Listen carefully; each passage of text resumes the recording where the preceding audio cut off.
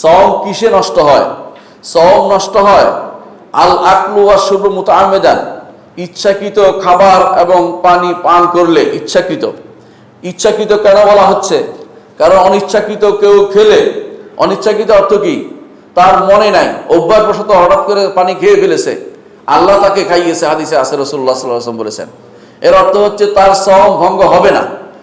আর ভুল করে খালি কি হবে? ভুলের মাসালা হচ্ছে, যেমন সে ইচ্ছা করে কুলি করছে কিন্তু বেশি করে গড়গড়া করতে করতে ঢুকে গেছে, এটার বিধান কি?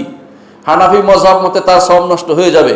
শেখ মুহাম্মদ সাল্লাল্লাহু আলাইহি ওয়াসাল্লাম বলেছেন যে আসলে নষ্ট হবে না, কারণ আল্লাহ তাআলা বলেছেন রব্বানা লা তুআখিযনা ইন নাসিনা ওয়া আখতানা, আল্লাহ আমরা যদি ভুলে বিস্তৃত হয়ে করি অথবা ভুল করে আল্লাহ আপনাকে পাকড়াও করবেন না।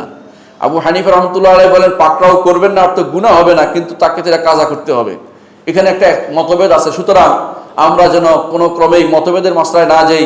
এর অর্থ হচ্ছে আমরা ভুল করে খাওয়ার চিন্তা ভাবনা, অর্থাৎ এমন করে না খাই, এমন করে কিছু না করে যাতে আমাদের সওম ভঙ্গ হওয়ার কারণ হয়ে যায়, পেটের ভিতরে ঢুকার কারণ হয়ে যায়। দ্বিতীয় যে কাজটি করলে সওম ভঙ্গ হবে তা হচ্ছে স্ত্রী সহবাস অথবা যে কোনো ধরনের সহবাস, সেটাকে সওম ভঙ্গ হওয়ার কারণ।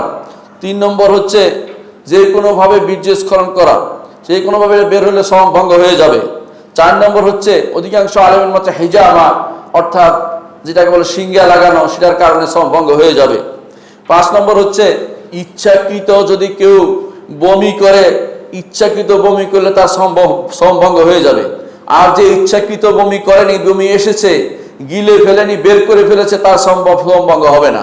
কিন্তু কেউ তার সওম অবস্থায় তার আসছে, তার বমি আসছে, বমি গিলে ফেললো, তার সওম নষ্ট হয়ে যাবে, তার সওম নষ্ট হয়ে যাবে। তাহলে কি খেতে পারবে না? সে এই অবস্থায় থাকতে হবে। আরেকদিন সেই সওমটা সে ভঙ্গ, আরেকদিন পরে সেটা কাজা করতে হবে। অর্থাৎ সে আজকেও কিছু খেতে পারবে না, সওমও হবে না, অন্য সময় সেটা সে কাজা করতে হবে এটাকে আবার। ষষ্ঠ যে কাজটির কারণে সওম ভঙ্গ হয়ে যায় তা হচ্ছে হায়েজ এবং নিফাসওয়ালা মহিলা রক্ত বের হলে তার সওম নষ্ট হয়ে যাবে।